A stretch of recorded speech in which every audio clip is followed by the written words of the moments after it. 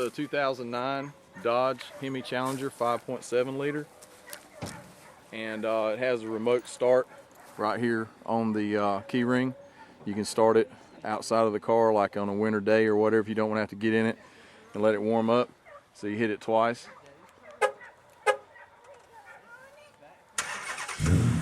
Okay, it's running now.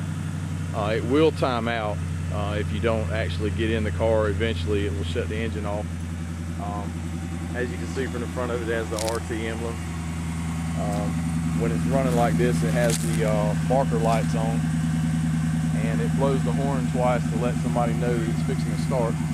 It has the 20-inch factory rims on it, 245, 45, 20 series tires. Also has a K&N air filter. You can see the sticker of that on the windshield, or the window. You can see the Hemi emblems on the hood. This car, this is the only place on it that actually says anything about what it is. It has no striping or no RT stripes or anything like that. It's got aftermarket MagnaFlow stainless steel exhaust. I'm gonna go up underneath the car some here, show you the mufflers themselves are actually polished stainless up underneath here. That's not factory original. It has a pretty good deep sound to it. If you look down here on the bottom, it's got the stainless steel Challenger emblems down there. That is factory.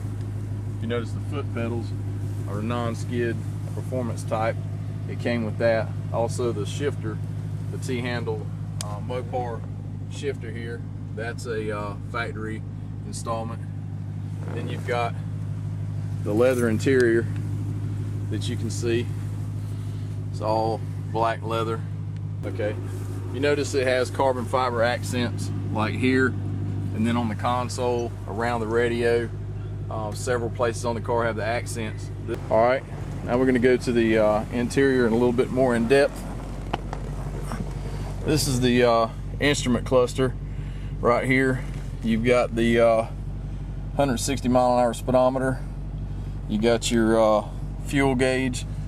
You've got your tachometer, your temperature gauge. You got your radio here. It's a satellite, Sirius satellite radio. It's also a DVD player, full-size screen there.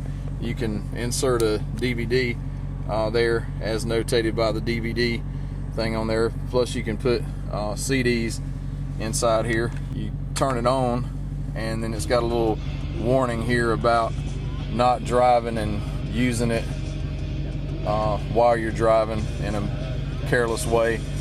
Then we got right now it's on the HDD, which is the hard disk drive here, where you can download stuff onto here, which is skipping some things that I was going to go to later. You got your USB port right here for putting a USB device in there, such as a scan disk card, or even hooking it up to your laptop, and then you can download apps and things on here. It's got navigation. It's got several different menu options on here. You've got your new destination, recent places, my trips, guide me home, where you can put your home address in there. You got your point of interest on the map, favorite points of interest, emergency info, and where am I now, where it'll show you on the map. Uconnect. It's got a Uconnect for the phone there, where you can actually available link it. Options are call, dial, phone book, redial, emergency, towing assistance, or Uconnect setup. You got a menu, audio control, and then we've got an equalizer where we can adjust the low, mids, and the highs here for the stereo. You got your controls here, and you've also got your heated seat buttons. Whenever you hit it one time, both of the lights come on. That's like a warmer setting. Then if you hit it one more time, it'll go to 1, which is a little bit less hot setting, and then you can turn them back off. The first setting gets pretty warm. It actually make you sort of uncomfortable. So a lot of times when it's a cold morning, I'll turn it on that first, and then I'll go to this later on, and it's a little more comfortable, and then I always eventually ended up cutting it off. Your shifter here, where the drive's at, it has a plus and a minus here. That's for your auto shift stick, and the way that works is if I apply the brake and then I pull this back, the shifter all the way back to this area right here where the plus and minus is at. If I go to the dash here, where it says overdrive, park, neutral, reverse, and all that, I'm going to hold it to the left and see where it went to first gear. Then I can go second, you know, and on up through the gears, but it won't go to any more gears right now because I'm not moving. So we're back to first. And then again, I can just hold it back to the right and it'll go back to the automatic setting. It's got the readouts here for the different things, like this is showing that my trunk is open and my doors are open. ESP, electronic stability program button right here. If I press it right here on the dash, you'll notice that an orange light shows up right over here in the temperature gauge right there at the bottom. It shows little squiggly lines for the tires spinning. That cuts some of your traction control off, but not all of it, but it'll spin more and kind of get a little more out of control if you use that, as opposed to turning that off, back on, and then now you have the electronic stability control program. Over here on the dash, it has the Challenger like it did on the kick panels for the doors. You've got your overhead dome lights here and your mirror, and then you got a place here for sunglasses storage. And then the driver's side and passenger sides, you have your vanity mirrors here where you can use those, and it has it on the driver and the passenger side, so everybody gets some love there. Hold on handle right there for whoever's driving and wants to get a little wild. Now we're gonna do what everybody would want to do if they were messing around with a car like this. We're gonna look up underneath the hood. All right, we got the hood here. It's partially popped, and we're gonna take and open her up. The cover over the top of the engine, so pretty much all you see is the Hemi emblems there on the sides of it. This is your oil cap right here where you would put your oil in, and this is your air filter box. It's got a K&N filter in it, but you can't see it. It's on the inside, and that goes into the intake right there. That's your air temperature sensor for your air coming in, and this is like a silencer box here that helps quieten it down.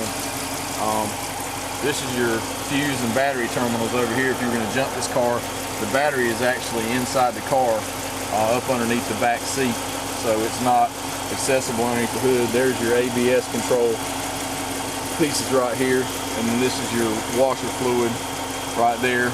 Here's your jumping point right here to jump the car, and there's your ground area for your ground to go to. Alternator's nice and neat tucked down there. Fog lights up underneath the bottom right here. There's your oil dipstick there. And there's your transmission dipstick that you're not able to use. You have to get that checked with the dealer. And then your master cylinder brake fluid goes in over here, and you can't really get to it without taking this cover right here off. When you lift this cover up, then you can actually access the brake filling reservoir there. So it's got that covered up as well. But everything's sealed too, like these rubber seals right here. It's a very quiet car when you're inside of it. It's got a lot of sound deadening things added to it. Makes it a lot nicer car having that. This is your reservoir for your power steering, and then this is for your coolant reservoir here. This is actually your radiator cap. Even though your radiator's down here in the front, there's no cap on it. And then you've got covers over your shock towers here on the side, so you don't really see the nuts and bolts of that either. And then you've got like a air filter for your interior right here that's inside these covers. You flip these back, and there's actually a HEPA filter inside there.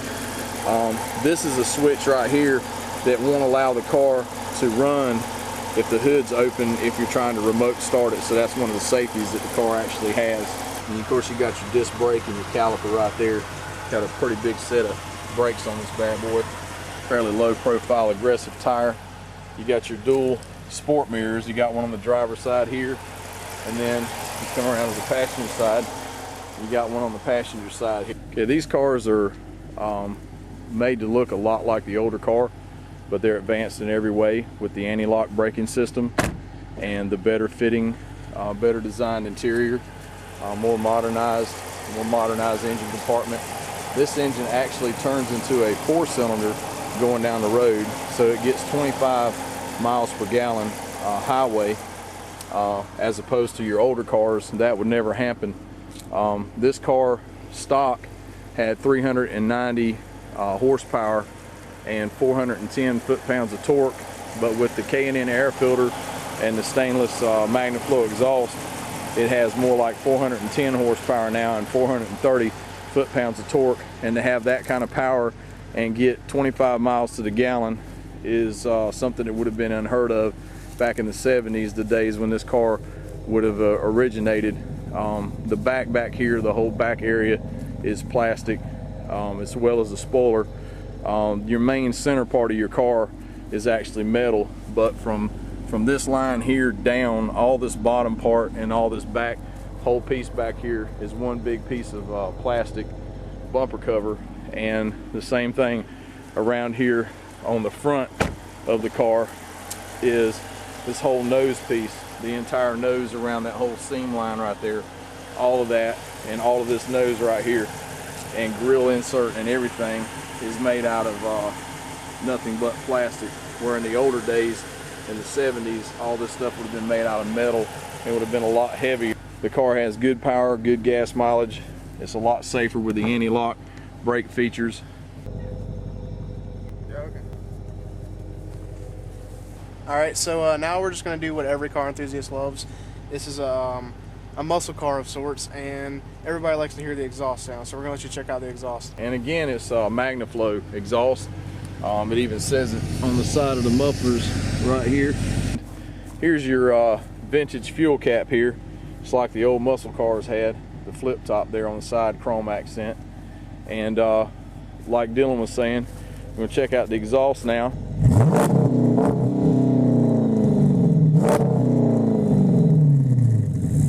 You got a release lever here in case somebody gets themselves hung up in the trunk. You can open it. It's got a body colored rear deck lid spoiler that fits across nice and neat here with the body line of the car. Gives a little bit of downforce on the back. Kind of comes over off the edge of the trunk lid there and hangs over the side of the car and kind of goes with the contour of the car here along the edge. It also rounds out the back. If you step back from the car and look at the way the back end shape, the spoiler adds a better look to the back end of the car. Alright, so now we're going to do a little takeoff. So going down the road some.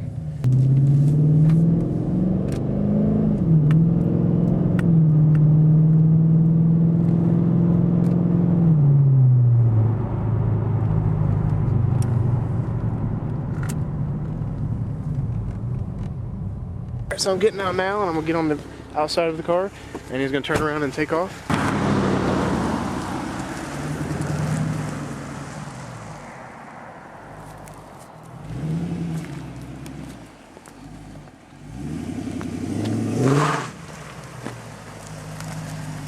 Huh?